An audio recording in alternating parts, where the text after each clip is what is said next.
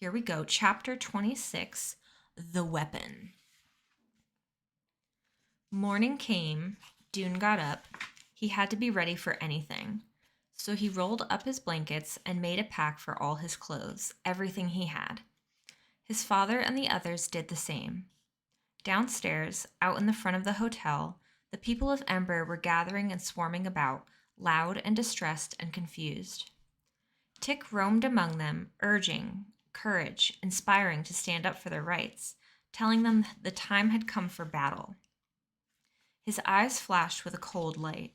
His voice rang out like the high, urgent tone of a bell. Very often, the people he spoke to seemed to catch the fire from his words and be filled with the burning desire to fight.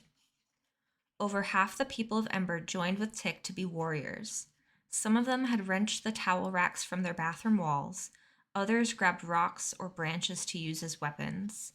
They started down the road to the village, and the rest of the Emberites followed in a confused mass. Dune went too. The morning sun, already hot, blazed down on him. Wind riffled his hair and his shirt.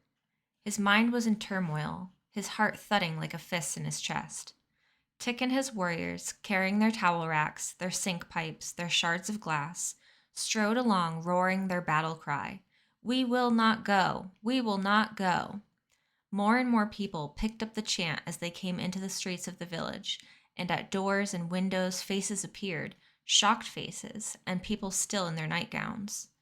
They shouted to each other, "Look, the cave people are coming. They're coming into town." Other windows flew open, and doors, and people stepped out into the streets, unsure whether to be angry or afraid. All the people of Ember had come. No one stayed behind to wait for the trucks that would take them out into the empty lands. All of them had to know what was going to happen. They had to be there, whatever it was. They poured into the plaza and stood packed together, the warriors roaring and the others nervous, some of them half hiding in doorways or behind trees, afraid of what was going to happen, not sure if they wanted to be a part of it or not. Tick roared out his challenge. "People of Sparks, we refuse to leave. We are here to make our demands. And if you will not meet them, we will fight." "We will fight," roared the warriors. Others looked at each other fearfully. "Will we?" From a side street, Ben Barlow appeared, running. He bounded up onto the steps of the town hall, faced the crowd, and yelled back, "What are you doing here? This is an outrage. This is unacceptable. You are leaving today, leaving here for good." "We will not go," screamed the crowd. "Wilmer, Mary," shouted Ben. The other two leaders followed him up onto the steps. "Clear out, now," they shouted. "Back to the hotel. Move back. Move back." They stood in front of the crowd and tried to press them backward, but it was no use. There were simply too many Emberites. Ben darted at Tick and tried to grab him, but Tick struck him with his rod, and he lurched sideways, clutching his arm. No one had expected the Emberites to have weapons. Dune was standing on the river side of the plaza, slightly apart from the main crowd. He had the feeling things were right on the edge of chaos, right on the edge between being in control and being out of control. It was frightening. The yelling, the waving of weapons, the people of Ember filling the plaza, and the people of Sparks crowding in around the edges, their faces full of rage and fear. Maybe, thought Dune, the leaders will be willing to discuss our demands. Maybe we can talk and everything will be all right. It was the only ray of hope he could see. "These are our demands," cried Tick. "Listen carefully." But Ben just screamed back, "We've heard enough from you. We're finished talking to you. No more talking, no more demands." When he heard that, Dune felt a jolt of fury. It launched him into action. He sprang up onto the bench next to him and shouted at the top of his lungs at Ben, "At least listen." That drew the attention of Chugger, who was standing near him. He lunged at Dune, but Dune leapt away. He heard Ben's voice shout, "Catch that boy." Angry faces turned toward him, arms reaching to grab him.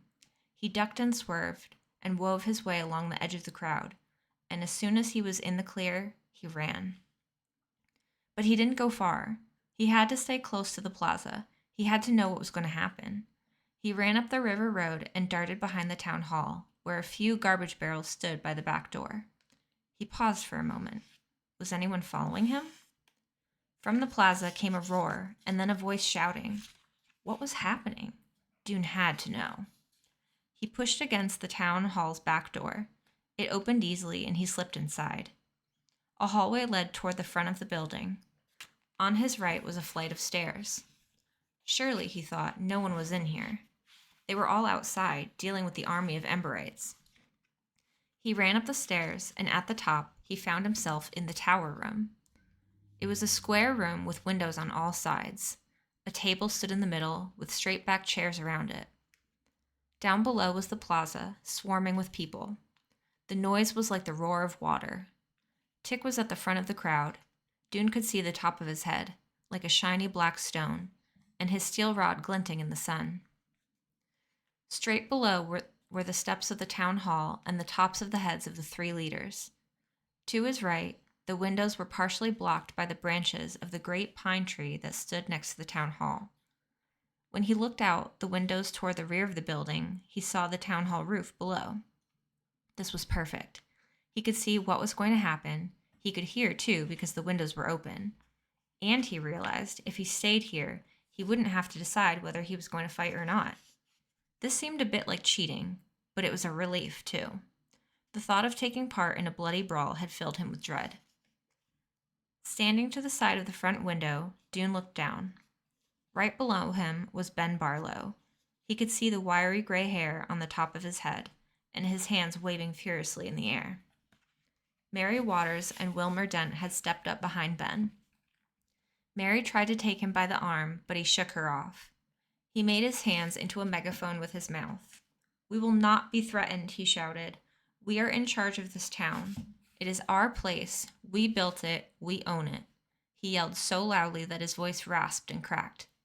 You are destroying our way of life. You must go. The crowd rumbled. They pressed forward.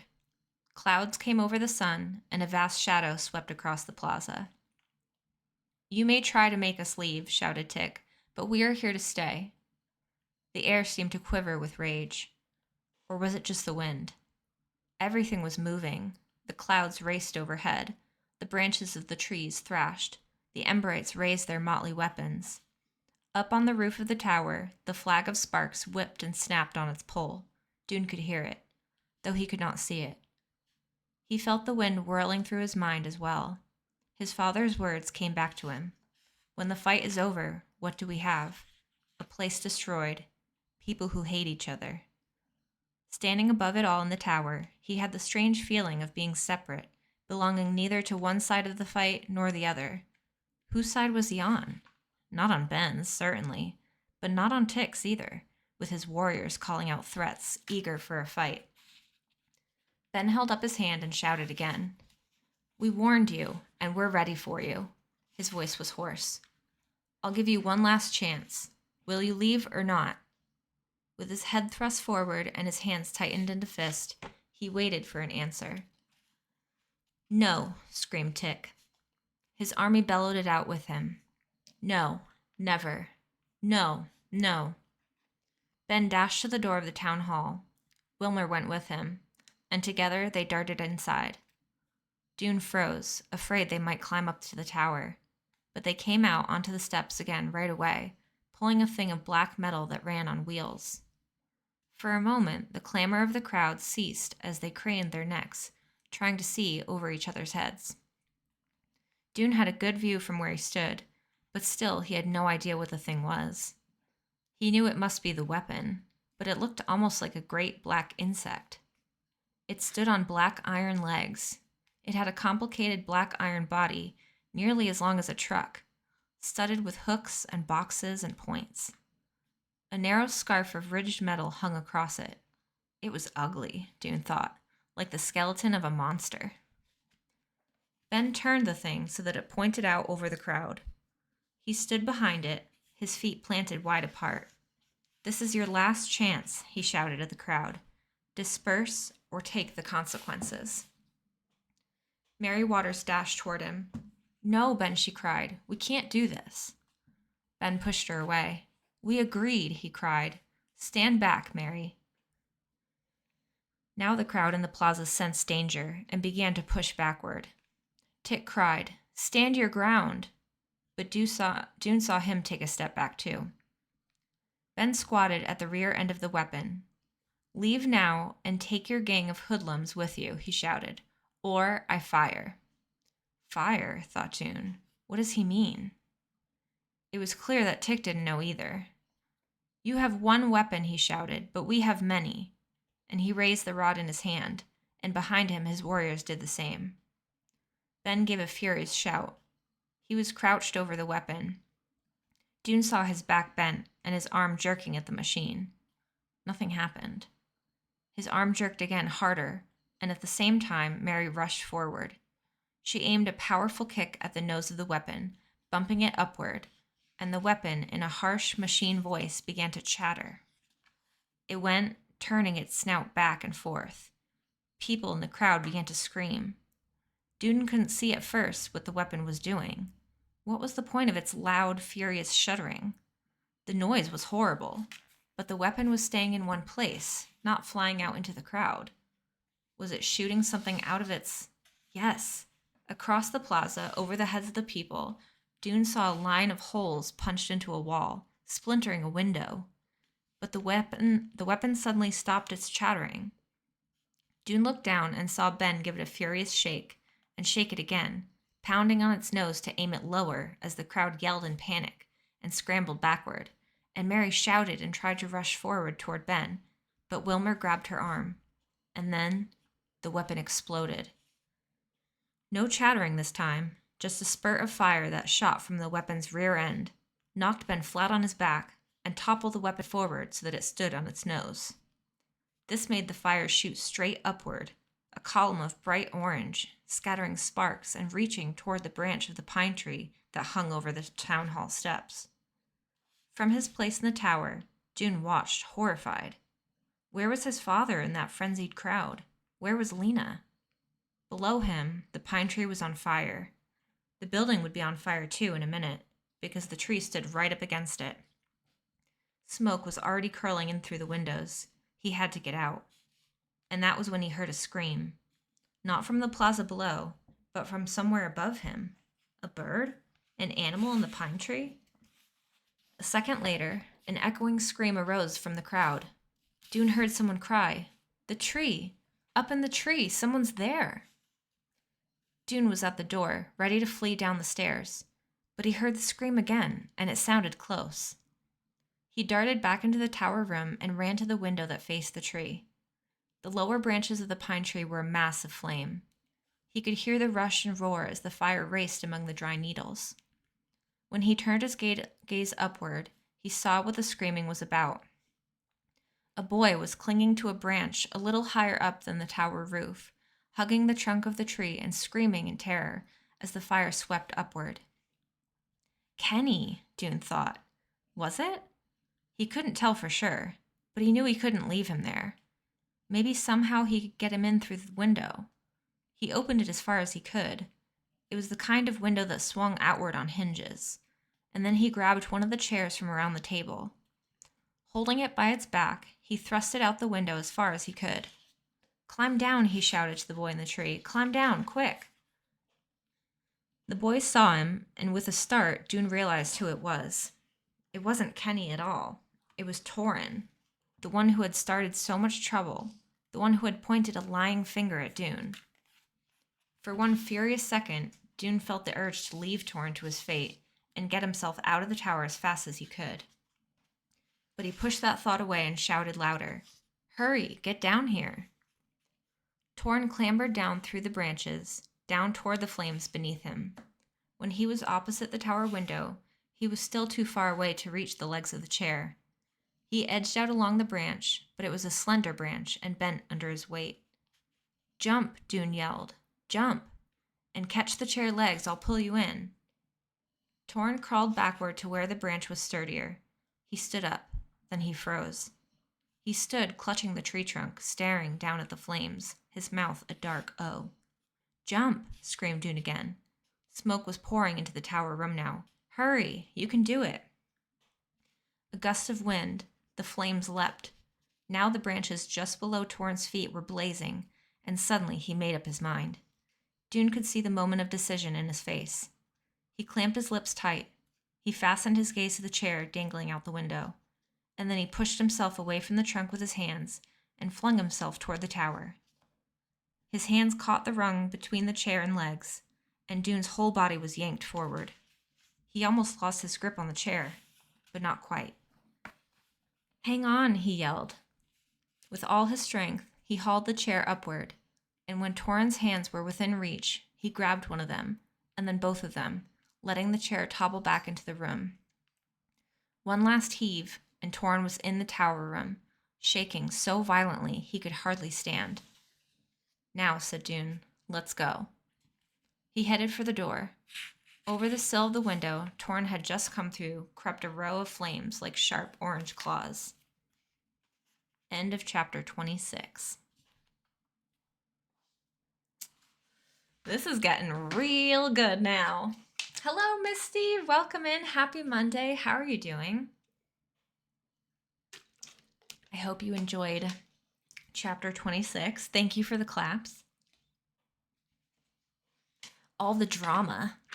I love the drama. I love it when it's not involving me. That's the best kind of drama. And it's best when it's in the books, too.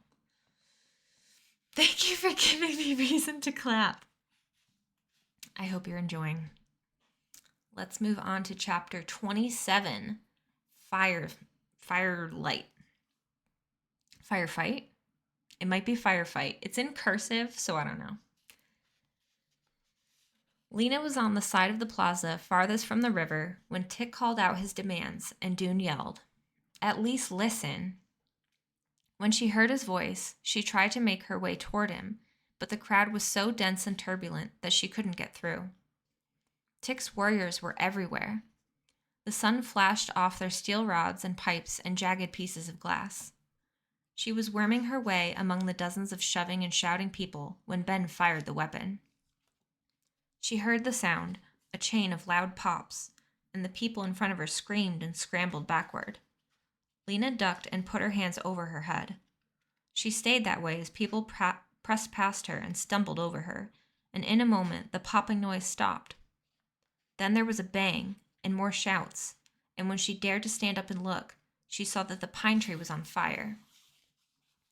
The flames were small at first, creeping along just one branch, with sudden flashes as dry bunches of pine needles caught fire. But in seconds, the flames grew bigger. They leapt and crackled.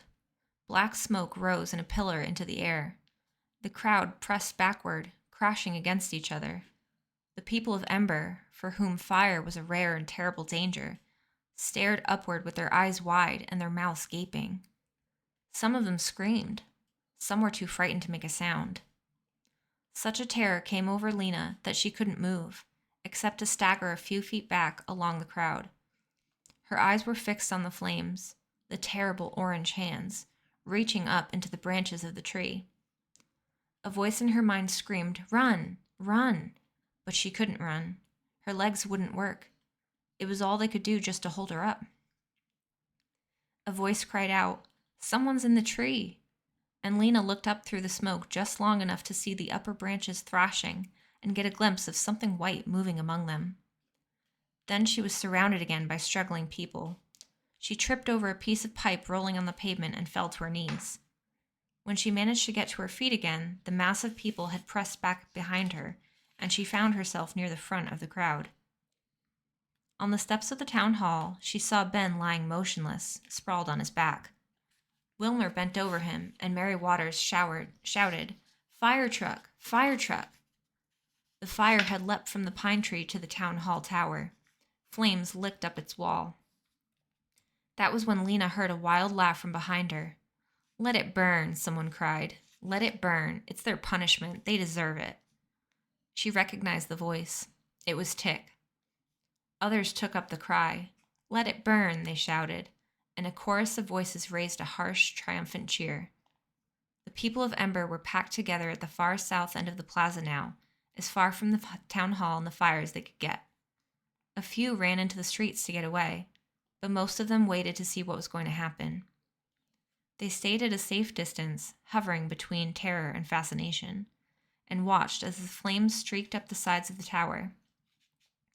The people of Sparks were running in all directions. Shopkeepers grabbed buckets and ran to the river and filled them with water, but most of the fire was high above their heads, impossible to reach. They flung the water into the air and then stood with empty buckets, watching the tower burn.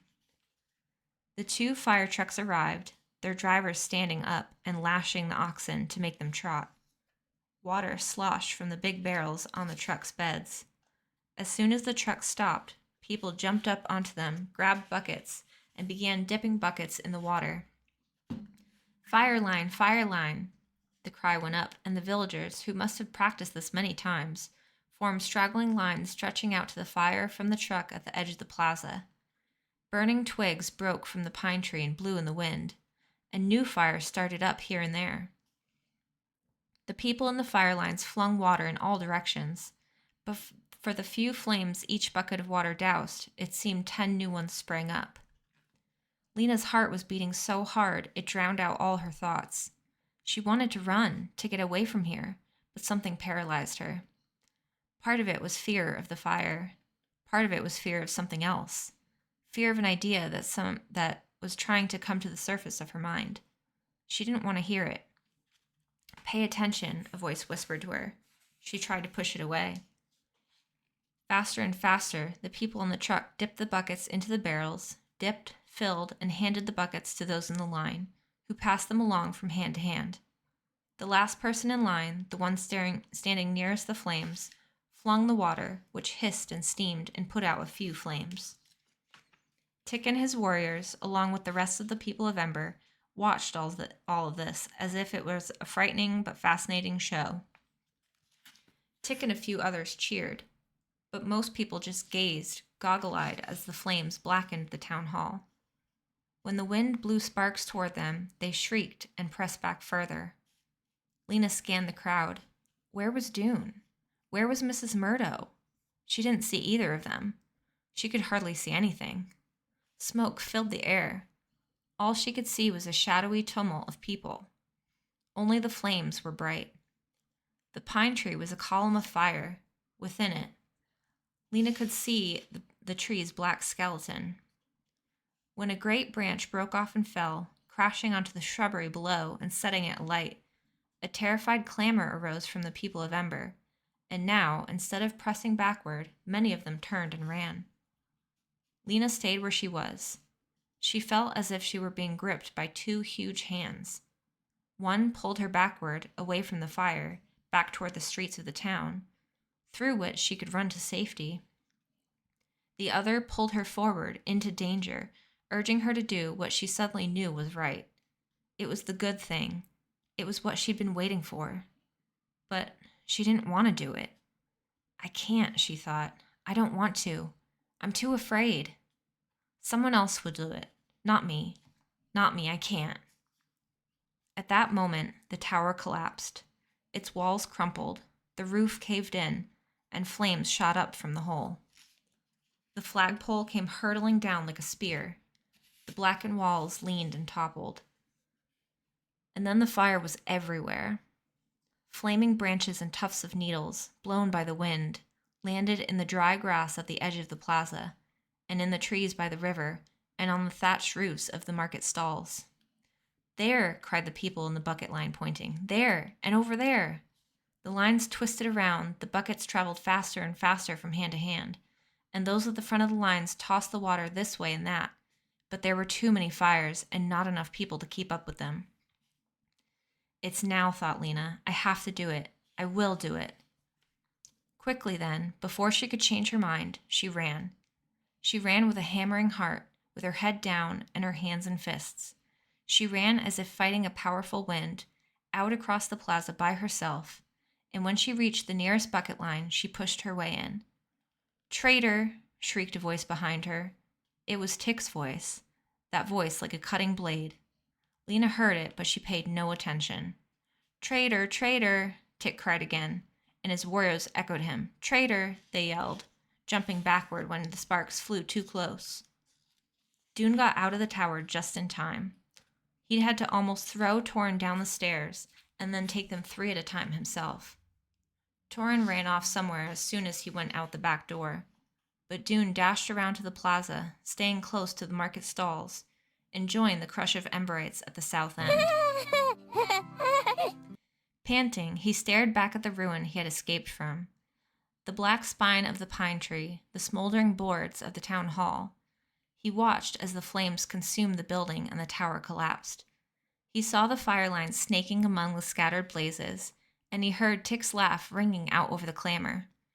"Burn, burn," yelled Tick, and other voices chimed in with his. "Let it burn, serves them right." For a moment, Dune stood there stunned, his mind blank. It seemed that war surged around him, but not the war he had imagined. Where did he belong in this battle? Who was his enemy? Where were his friends? Noise and confusion assailed him. His eyes stung, his legs were shaking. And then he saw Lena break away from the crowd and run across the plaza. He heard Tick and his warrior screaming "traitor," and he felt as if suddenly his eyes had opened, though they hadn't been closed, and he had awakened from a bad dream. The air around him seemed to become clear.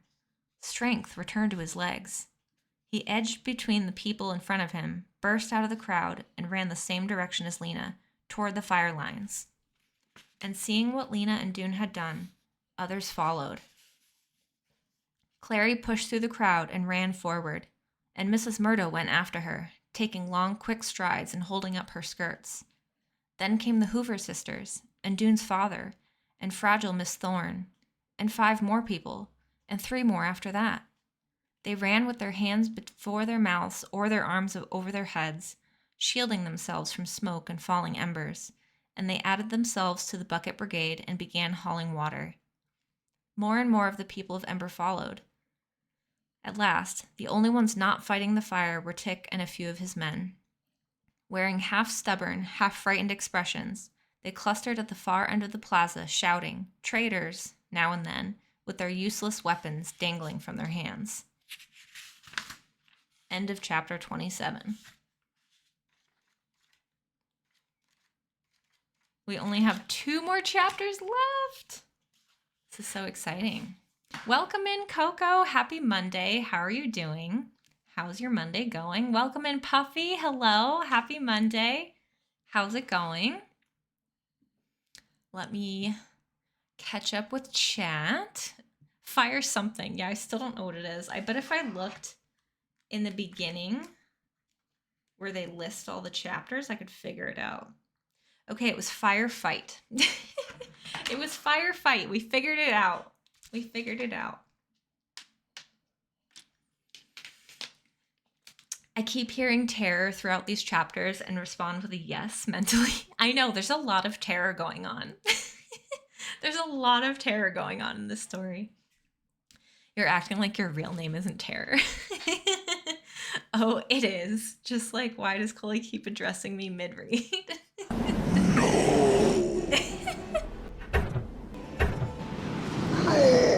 Mid, ew.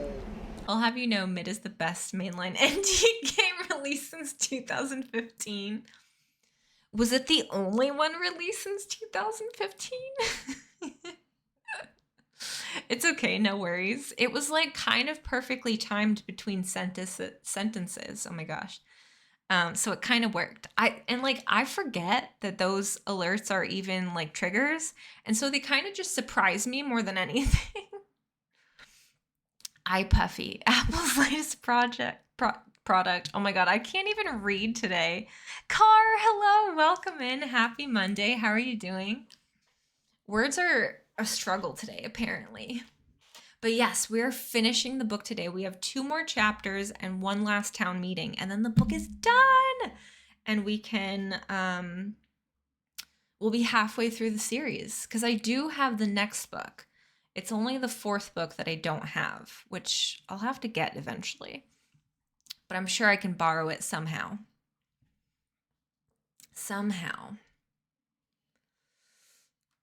When you come back to a game after years and realize your setup is kind of bad. Oh, I've done that. I've totally done that. Claps for chapter 27. Let's go.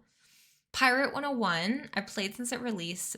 Since I was a tiny Cocos, that explains a lot. Yeah, that would explain. I'm sure your preferences have changed. No wonder the book is so good. There's so much terror. I know. There really is though, and that's what makes it a really good book. All the drama and the terror. It was the only one released, as the last one was Sea of Darkness in like May or so of 2015. Yeah. Okay. I finished The Measure. Oh my god, Car, did you? I just put it on hold either today or yesterday, I think. Over the weekend, I put it on hold because it must be like super popular, because it's like even my library doesn't have it. My Libby didn't have it. So I was like, oh shoot. So I placed it on hold everywhere. I placed it on hold at my library, on Libby, and an audio one, just so I could have it in like all forms. I was like, I'm reading this book somehow, some way. Did you like it though? Did you like it? I wanna know your opinion without any spoilers, obviously. Because it's been on my list for a little while to read. Mid doesn't count as ND mainline. Change my mind. Coco, I kind of agree with you. I don't think it's like in the main Nancy. Like, I feel like it's like separate. I feel like Midnight in Salem and what's it called? Secrets Can Kill Remastered are like separate. They're not within the main thing. And I know like people don't count Secrets Can Kill Remastered as a separate game, but I do. There are 34 Nancy Drews out there right now. Well, 35, right? Because of the new one. Is the new one even out yet, technically? I don't even know what's going on with that. I've stopped, like, even paying attention to any of it. Not that I was to begin with, but I count every game, like, separately. If that makes sense. Maybe in 2025, we'll see 7 Keys. That's the new one. Yeah, 7 Keys. Unless it was a year-long April Fool's joke, right? Like that's, I don't know. It is super popular. You liked it? Oh, good. Okay. And of course, there's an ad right now. It should count as a poorly made fan game, JK, because a fan game would come up with better puzzles. I know. I honestly think they probably would. My mid-hate is showing. Because they're just jerking people around with minor obscure puzzles that really tell very little. Oh yeah, when they were doing that whole like there was like a puzzle like every day or whatever it was, like leading to like a certain like countdown and everything. I literally said in I think it was Jensen's stream, I literally typed in the chat, I'm like, watch, they're doing all this hype and all this stuff and the game's not even ready yet. They don't have a clue where they're going with it. Like it's literally just going to be hype up to nothing. And it was. And it was. Like I so called it. Just hit the ad, yeah. There were puzzles in mid. I know, right? Like, even the ones that they did have were terrible. Were absolutely terrible. I had to look every single one of them up when I played it first go. Pretty sure. Solve this puzzle to get a link to a website with a password that'll tell you Nancy's in the game. Oh my god, really? I didn't even pay attention to any of the puzzles because I didn't care enough. Plus, I didn't want spoilers to the game. I haven't looked anything of it up. Not even like characters, nothing. Because I don't care to know. I want to go into the game not knowing anything, as you would. Like, you know. I'm over the Nancy Drew creators. I know. It's like, it's kind of just disappointing at this point. Really. Sheesh, Terror, spoilers. I know. Spoiler, Nancy's in it. Spoiler. I haven't done a single Nancy Drew puzzle. What do you mean? Oh, for the new game. Okay, I was like, Car, you've played Nancy. All the puzzles were just convoluted messes that most didn't want to bother with to learn details that don't tell you much of anything. Exactly. Like that's why I wasn't even paying attention to them, because I'm like, I don't care. I don't want like looks into the game. Like I don't want any of that. So why bother? I'm with people, they say it's been 7 months, and yeah, the whole thing is getting old. Exactly. Like, nobody cares anymore. You built it up, and now nobody cares. I've done a couple. They're well put together, so hopefully they show that the puzzling is going to actually happen. Hopefully. I mean, if and when, right? If and when. Don't give us the Ghost Hunter puzzle again. We hate it. Oh my God. Literally, the only puzzle that I didn't mind in Midnight in Salem was the pancake puzzle. That's it. That's literally it. I could have done without all of the other ones. You know.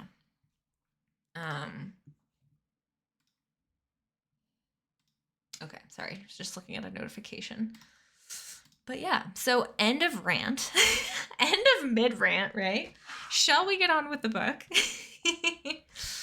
I love ranting about mid, though. It's kind of fun. It's kind of fun. Pancakes were the highlight of the game. Some me would argue it should have been the only part. I agree, Coco. I also didn't mind placing the jack-o'-lanterns everywhere, but I wouldn't call that a puzzle. You know, that was just part of the game. Before they wasted all their good puzzles on this lead up to a game that totally exists. Exactly, Tara, exactly. Like, you could have put these good puzzles, if you can call them that. I wouldn't know. I didn't do any of them, so I have no opinion. Put them in the game. Put them in the game. But yeah. Jack-o'-lantern placement simulator when? Yes, please. In Salem? Like, I would totally do that. All right, here we go. Chapter 28. Surprising Truths. Fighting the fire was so hard that Lena forgot to be afraid. Everything but firefighting was erased from her mind.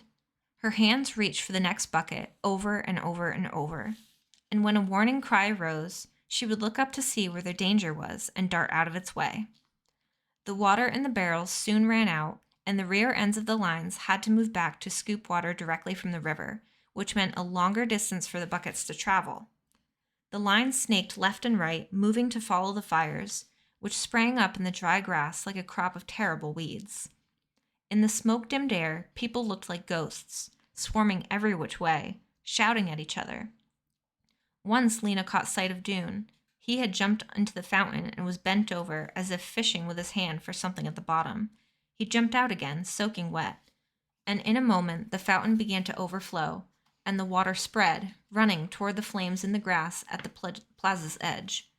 Oh, Dune, hooray, Lena thought.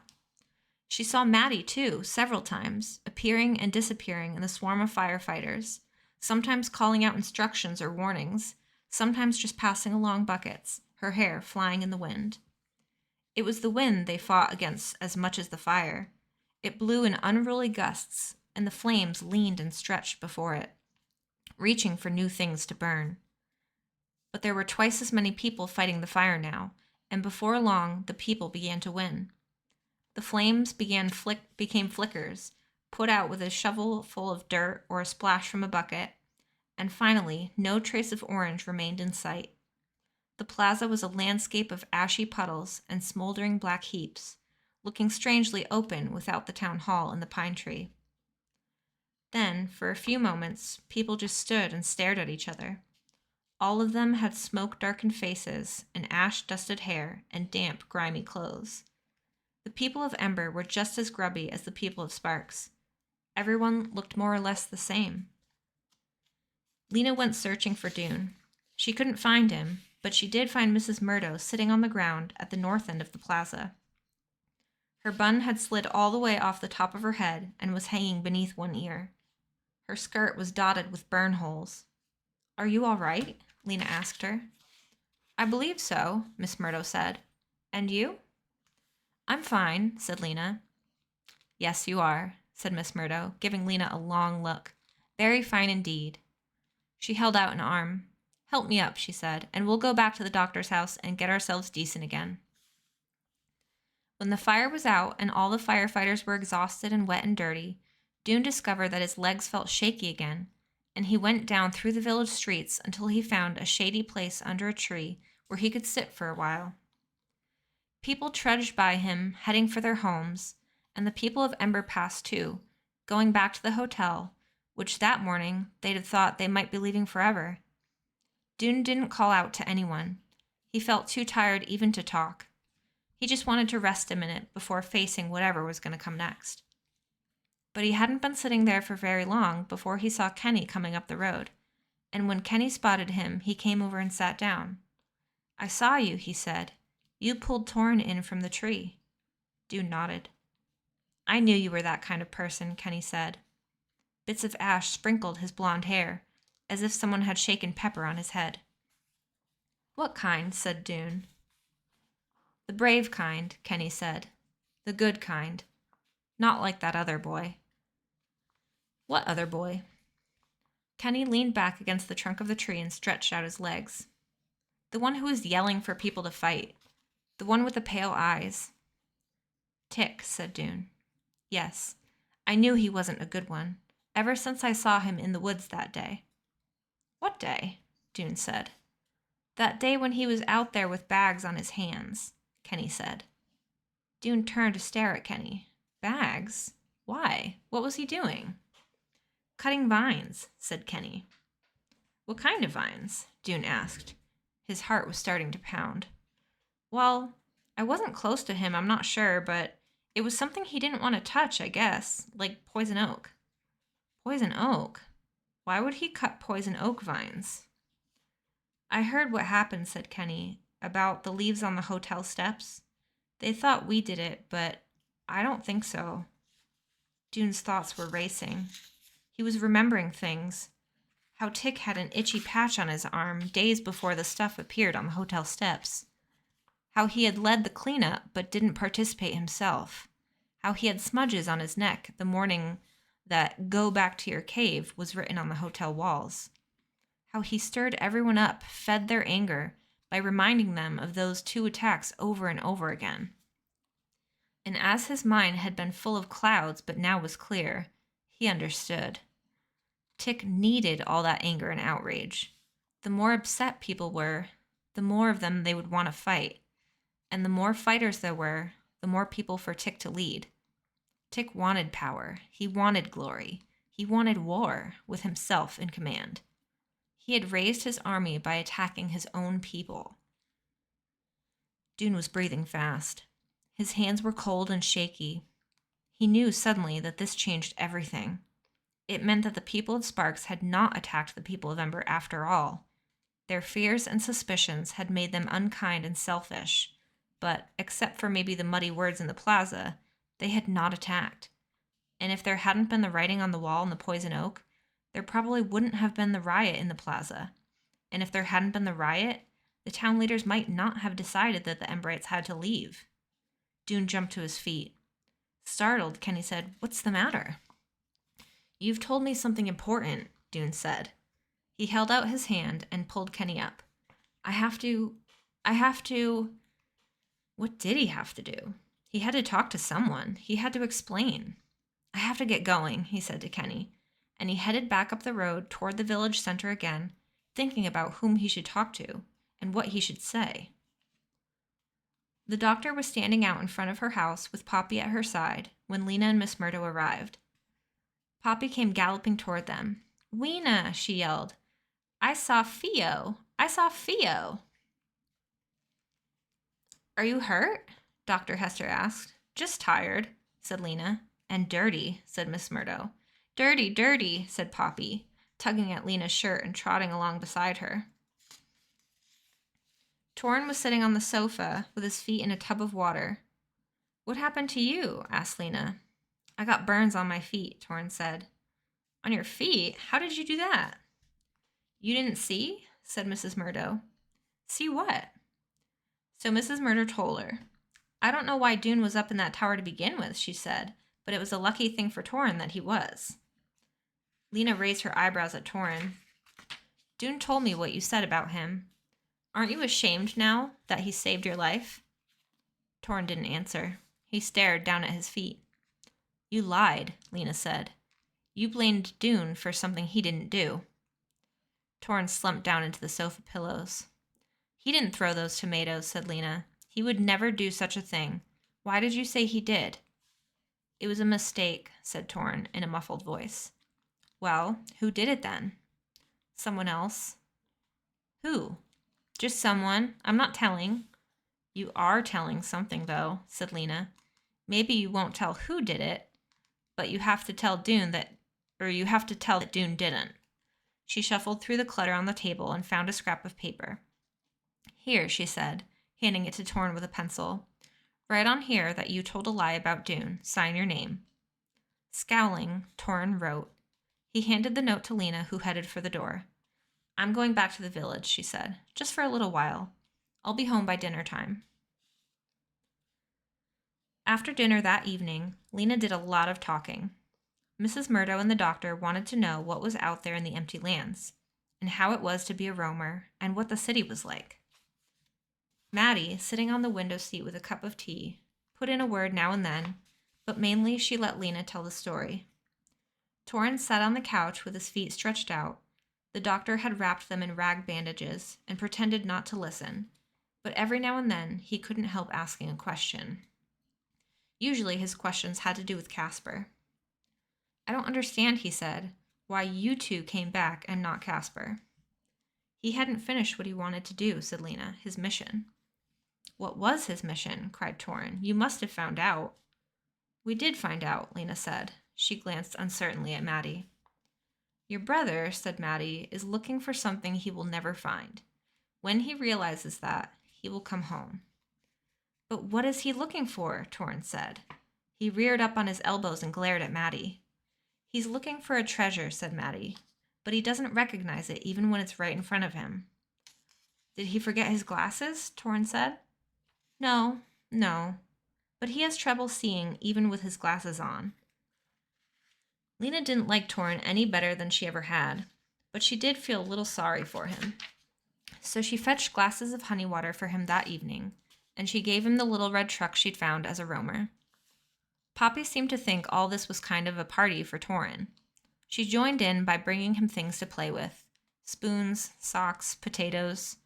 When it was bedtime, they carried him into the medicine room, and then Lena went with Mrs. Murdo and Poppy up into the loft. Mrs. Murdo unpinned her hair, which fell around her shoulders in strands clumped together with soot. I have something to say to you, she said to Lena. Lena's heart sank. Whatever it was, she was sure she deserved it. I saw what you did, Miss Murdo said. You did a remarkable thing, running out alone like that. Quite courageous. Well, I had to, said Lena. Mrs. Murdo raised her eyebrows questioningly. Lena was too tired to explain about trying to do a good thing to change the direction, and how she had hoped that someone else might do it so she wouldn't have to, but nobody did, so she just shrugged her shoulders and said nothing. Mrs. Murdo ran a comb through her hair. I believe a great many of us were thinking of doing the same thing, she said, but no one quite had the courage. Only you. I didn't feel courageous, said Lena. I felt afraid. That makes it all the braver, said Mrs. Murdo. Lena felt a glow, like a little flame inside her. No, not a flame. A light bulb. That was better. A little light bulb was glowing in her heart. I believe I'm more tired than I've ever been in my life, said Mrs. Murdo. And tomorrow there's more to face. Tomorrow? For a moment, Lena couldn't remember what had to be faced tomorrow. Well, yes, said Miss Murdo. I suppose tomorrow we'll find out if they're still planning to make us all leave.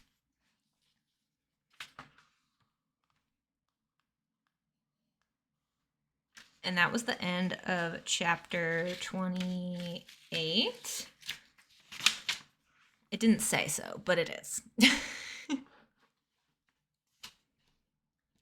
So end of chapter 28. Little hydration break. Wow, I really can't talk today.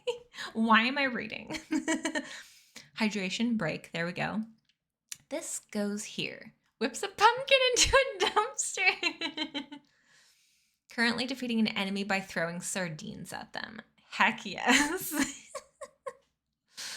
Little hydration lake. Exactly. We all need a lake full of hydration. Thank you for the claps. I'm doing a little stretch as well.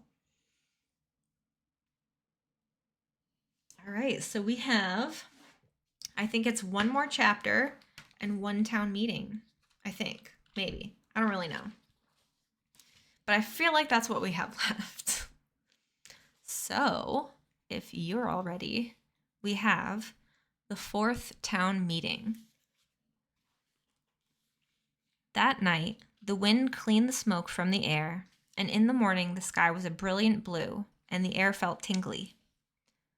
The sunlight was warm, but it had a new quality, thinner and sharper. The season was changing. A messenger from town arrived at the hotel that morning. Dune, who happened to be the first person up, ran into him on the hotel steps. "Tell your people," said the messenger, "that the leader of Sparks wished to meet with the people of Ember at noon today. They will come to the hotel ballroom." Dune conveyed this message to the next several people he saw, and they told others, and soon everyone knew. At noon, they assembled in the ballroom. Dune stood with his father in the midst of the crowd. All around him, he heard uneasy murmurings. Would this be more bad news? He heard Miss Thorne whisper to someone, "I'm so nervous I have a stomach ache." He was nervous too. His hands were damp. At a few minutes after 12, Mary Waters and Wilmer Dent came into the ballroom. With them were 4 men carrying a stretcher on which Dune saw a blanket-draped figure. The stiff gray beard jutting up from the chin told him it was Ben Barlow. Dr. Hester was walking beside him, and with her was Mrs. Murdo, Lena, and Poppy. Other townspeople followed, lining up around the edges of the room. Dune recognized storekeepers and team leaders, including Chugger, along with many of the families of Sparks. The Partons were there. He saw Kenny trotting behind his parents. Dune raised his arm and called to Lena, and she came to stand beside him. "Is Ben badly hurt?" Dune whispered. "I think so," Lena whispered back. "The doctor says he was hit in the shoulder. She said the blast almost blew off his arm." "Listen," Dune said, "I have to tell you something important." And in the next few minutes, as the town leaders and the men carrying Ben mounting the steps to the stage, he whispered to Lena what he discovered about Tick. "Really?" she kept saying. "Really? How could he? I can't believe it." "And last night," Dune whispered, "I went and found Tick, and I told him I knew, and he said..." But at that moment, Mary Waters held up her hands for quiet. Dune stopped whispering and turned his eyes to the stage. The men had set the stretcher down and propped one end of it on a chair so that Ben lay at a slant. A bandage covered one of his eyes. He glared out at the audience with the other. When Mary spoke, there was a slight quaver in her deep voice. "We are here to talk of serious matters," she said. "Ben was badly injured yesterday, but he has insisted on coming. We all wish to speak with you face to face." She paused. "First of all, I must tell you this." Dune felt his stomach lurch. "We have realized," Mary said, "that we cannot ask you to leave here. Your generosity yesterday has helped us remember our own." No one spoke, but the people of Ember glanced at each other and let out breaths of relief. Dune bumped his shoulder against Lena's and they grinned. "Yesterday," Mary went on, "when our weapon exploded and the fire went out of control, a child of Ember crossed the line that divided us from each other. We are grateful to her for leading the way." "Lena! Lena!" cried a few scattered voices. Lena thought she heard Maddie's voice among them. Dune startled her by yelling, "Lena the Brave!" right in her ear. "I want to say," Mary continued, "that we have made mistakes and we are sorry for them. We had good intentions at the beginning. We did our best to help you, but when it got hard, we closed our hearts." Wilmer Dent smiled apologetically. "We were worried," he began. Ben interrupted him. His voice was hoarse and weak, and he seemed to be having trouble breathing. Dune strained to hear him. "We were justifiably concerned," he croaked, "about critical food shortages, attempting to ensure the safety of our own people." He made a kind of wheezing, gasping sound. "Understandably," he added. Wilmer shrugged his shoulders, still smiling nervously. It was just that we were afraid, said Mary. We were afraid. Let us say it right out. We were afraid that you would ruin everything for us. We were almost on the edge of prosperity. We feared that you would push us back into deprivation. There was a silence then in which no one knew what to say. So we tried to get rid of the problem instead of solving it, Mary went on. Fortunately, both of our plans and yours were thwarted. She stepped forward and gazed out at the crowd. Her eyes met Dune's and held them for a second. Just last night, she said, I learned 2 things that have changed my picture of what has happened here. The first is this. We still don't know who wrote the muddy words on the plaza. We may never know. But the other attacks on the people of Ember, the ugly writings on the walls of the Pioneer, and the poison oak on the doorstep, were not carried out by Sparks villagers at all. The Emberites turned to each other with puzzled looks and murmured confusedly, But what does she mean? It was young Dune Harrow who explained it to me, said Mary. I'd like him to explain it to all of us, if he will. She nodded to Dune and gestured upward with her hand. So Dune stood up. He told the assembled people the same thing he told Mary the night before when he came to her house late in the evening.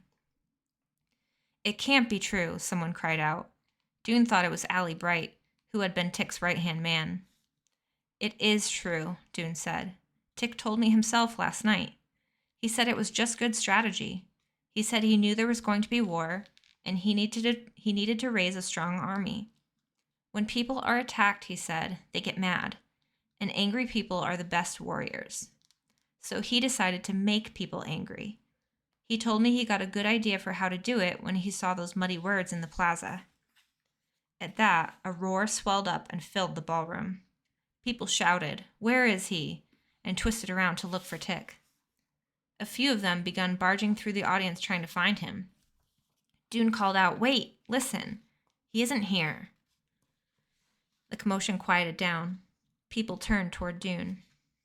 Last night when I talked to him, Tick was stuffing everything he owns into a sack, said Dune. He told me he was leaving. He said he couldn't live anymore with cowards and traitors. He'd heard a roamer was coming through the village today, and he had planned to catch a ride with him. Some others are going too. They're going to the settlement in the far south, Tick said, where they hope to have a better welcome than they got here. A great clamor greeted this announcement. Some people laughed, some shouted, Good riddance, and some just grumbled and shook their heads.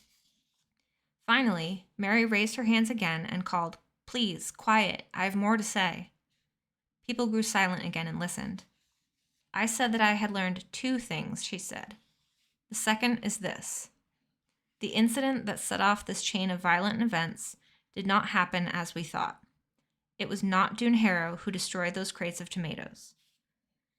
This came as no surprise to the people of Ember, who had never believed Dune guilty in the first place. But the villagers at the meeting looked startled.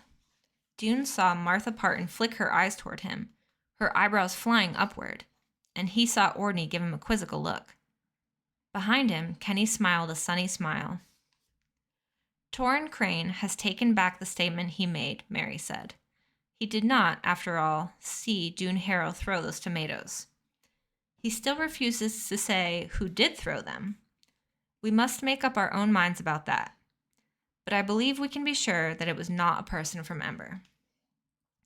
At that, a cheer rose from the crowd, a loud, disorderly cheer, and Dune was so astonished that he nearly fell over. Lena grabbed his arm. I made him write it down on paper, she yelled in his ear. I took the paper to Mary last night.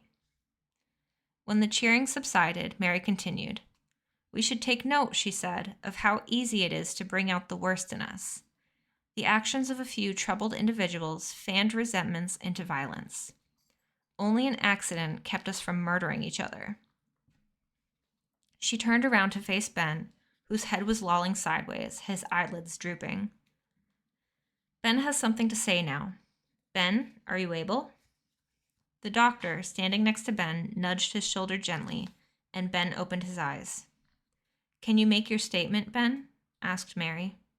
Ben frowned at the ceiling. The audience waited. Finally, he spoke.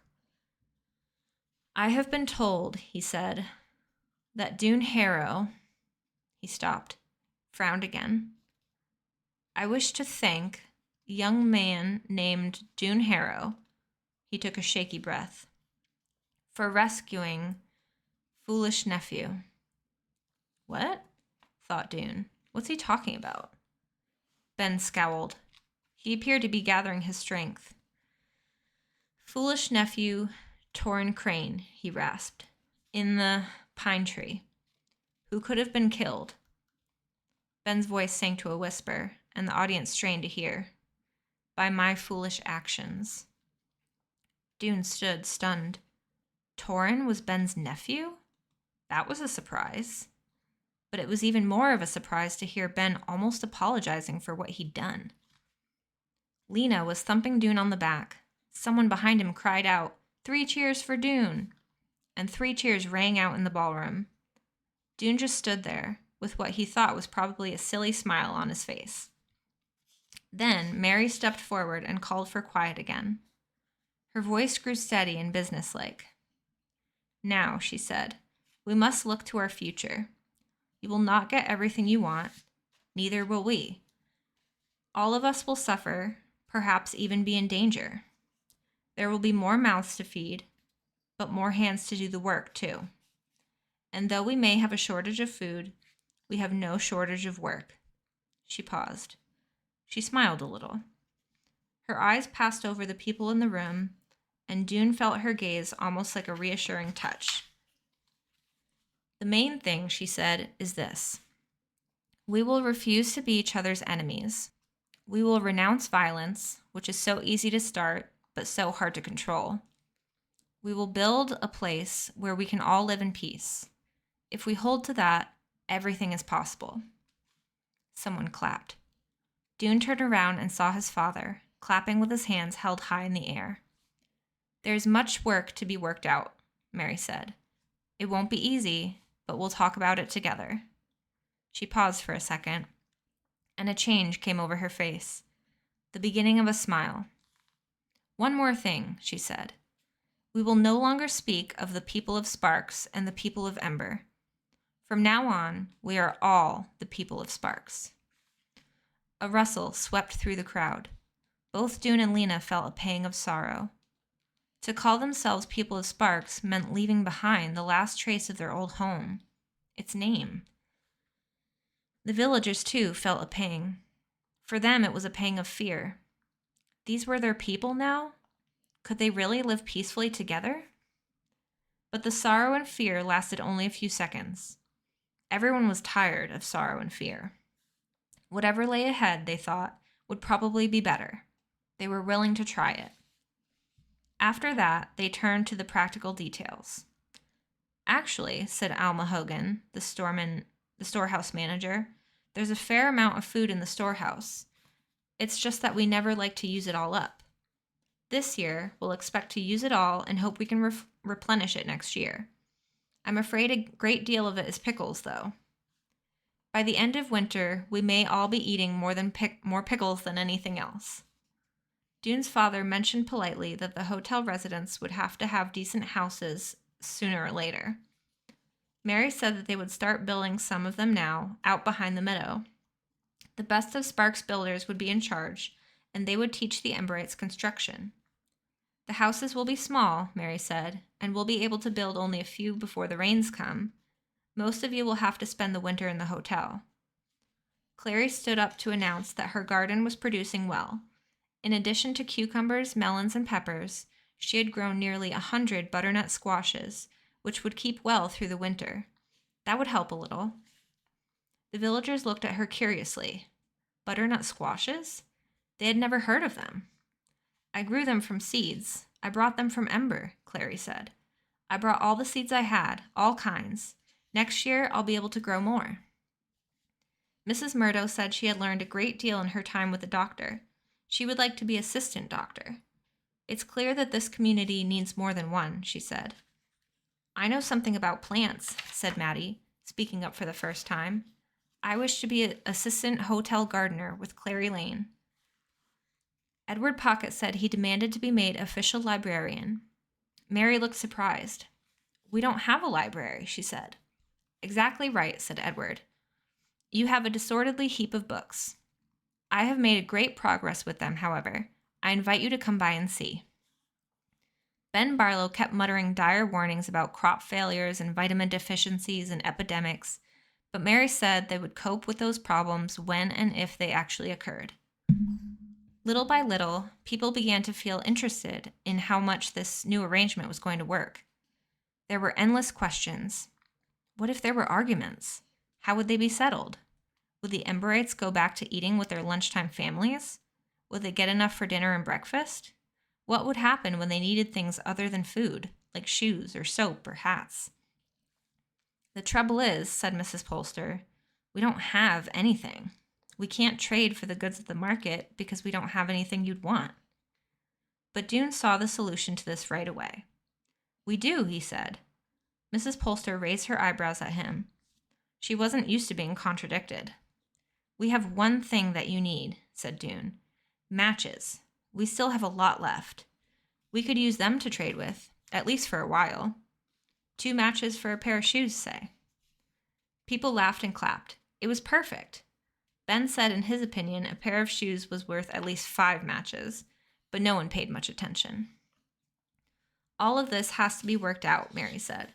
It's going to involve disagreement, and it's going to involve hardship, but we have endured hardship before. We can do it again. Wilmer sighed. It's just that we hoped we wouldn't have to, he said. Mary shot him a stern look. We can do it again, she repeated, and we will.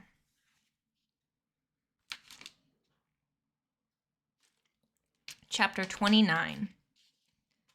3 annoying visits? Hang on. Is that what it's called? Sorry, 3 amazing visits. This writing is not super easy to read with the titles. 3 amazing visits. And this is the last chapter. So get ready, get pumped, get excited. Lena gave up on trying to persuade Mrs. Murdo to move to the hotel. Since they'd all have their own houses sooner or later, they might as well stay at the doctor's house until then. Besides, Mrs. Murdo was so intent on learning to be assistant doctor that it seemed unkind to take her away. Lena and Maddie took on the job of harvesting and preserving the produce from the doctor's vegetable garden. Every morning, they picked baskets of tomatoes and beans and peppers and corn and squash.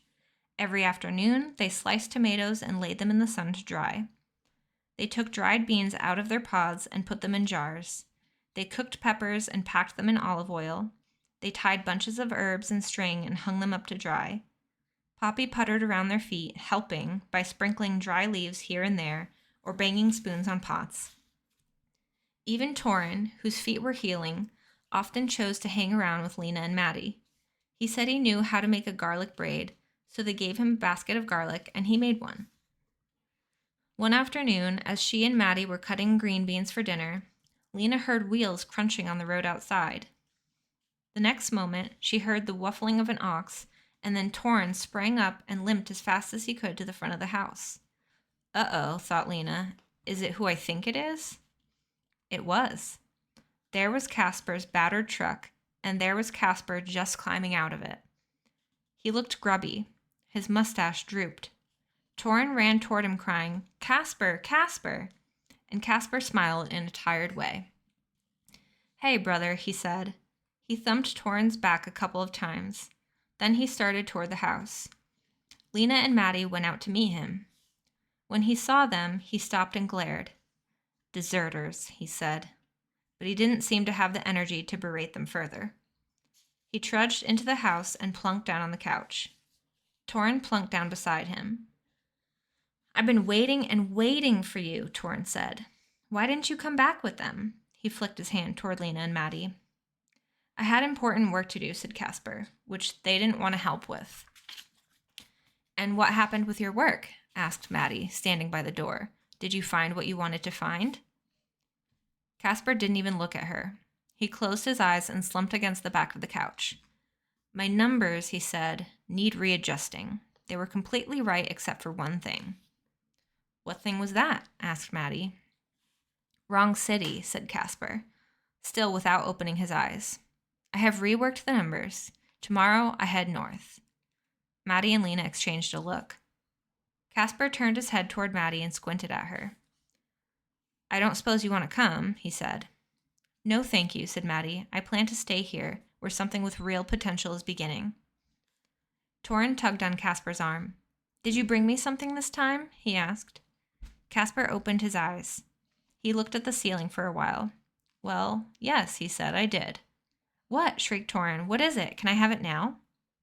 It's out in the truck, said Casper. I found a whole crate of them, very unusual. You can have one.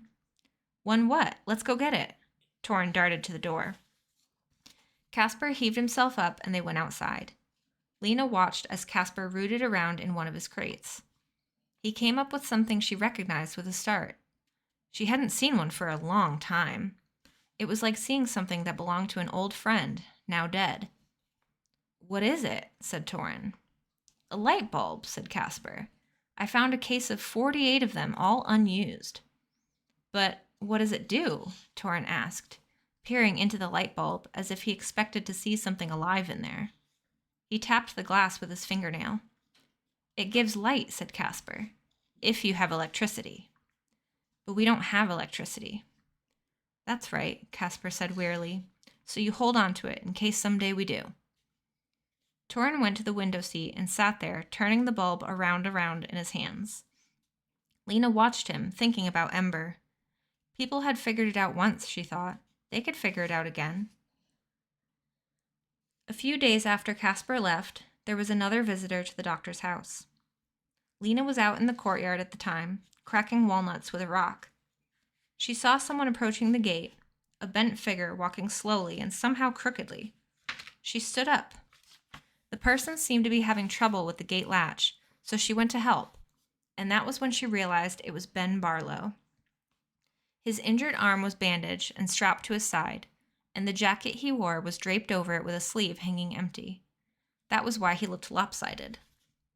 Good afternoon, said Ben. I wonder if Torin is here? He is, said Lena. I'll get him. She found Torin out in the back of the house, sitting under a tree, eating a hunk of bread. Your uncle has come to see you, she said. Torin stared at her. My uncle? He sounded both excited and scared. He jumped up, shoving the bread into his pocket. When Ben saw Torin coming toward him, he frowned. Then, as if catching himself, he changed his expression to a smile. Hello, nephew, he said. How are you getting on? Torin looked wary. Fine, he said. Good, said Ben. He stroked his beard. Lena wondered if that was all he had to say.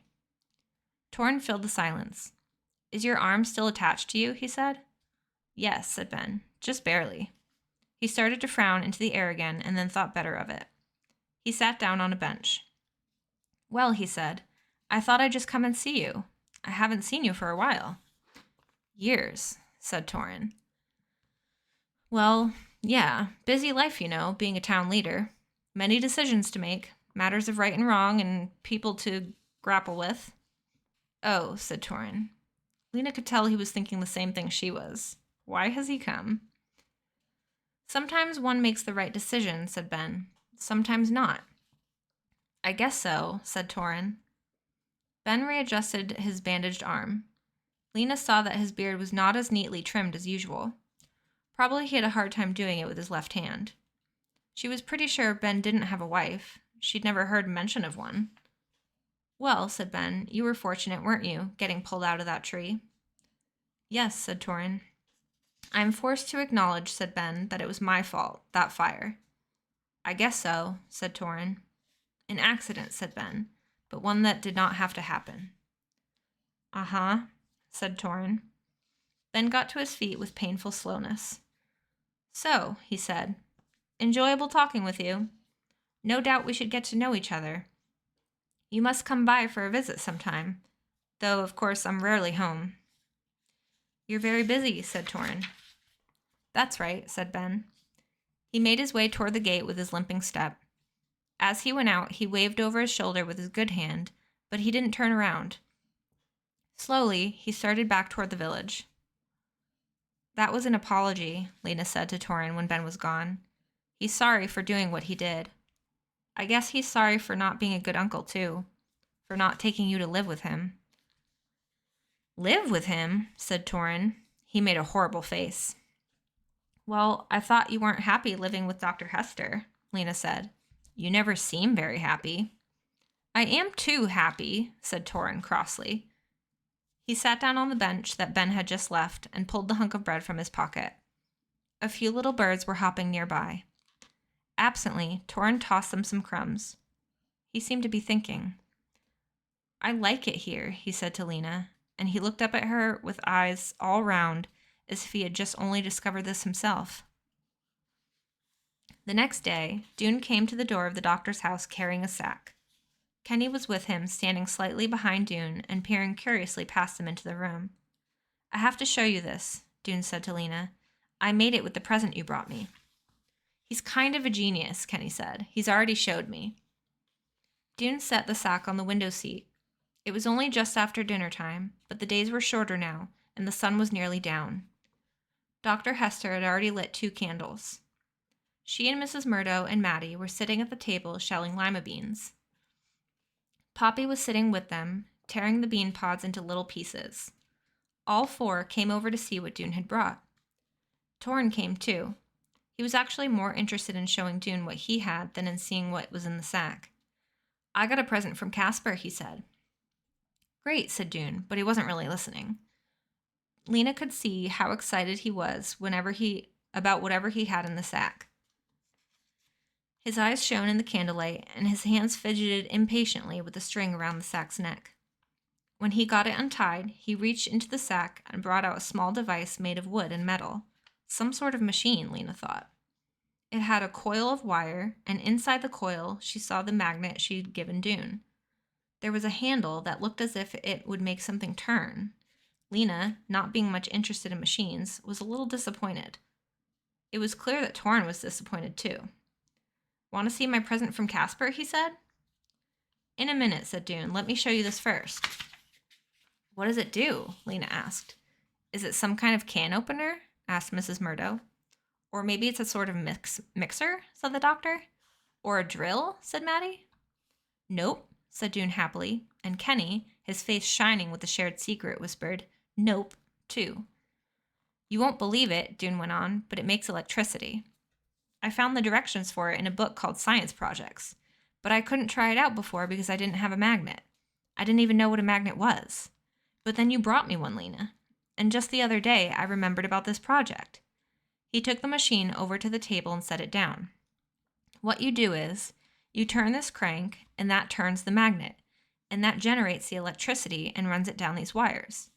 It's supposed to be enough to light a light bulb. The trouble is, I can't test it because I couldn't find any light bulbs that weren't broken.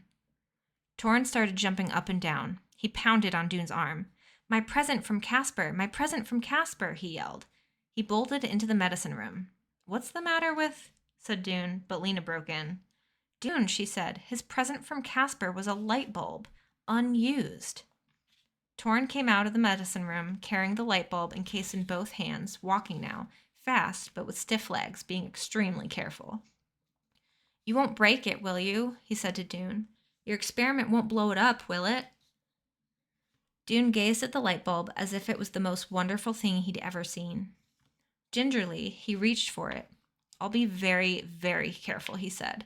You can help me, Torin. Hold the light bulb right here. He showed Torin where to put the bulb, and he wound 2 loose wires around its metal end. Now, he said, blow out the candles. Lena blew them out. The room went dark. Dune began turning the crank of his machine. At first, nothing happened except that the magnet turned around. Dune cranked faster and faster. A glimmer appeared in the light bulb. First a glimmer, and then a glow, and then the bulb shone with a faint but steady white light. Lena shrieked. Poppy shrieked too, because Lena had, and both the doctor and Mrs. Murdo gasped and broke into applause. Kenny beamed, glancing between the light bulb and Dune's face. Torin was being too careful to make a noise, but his eyes grew wide and his mouth dropped open.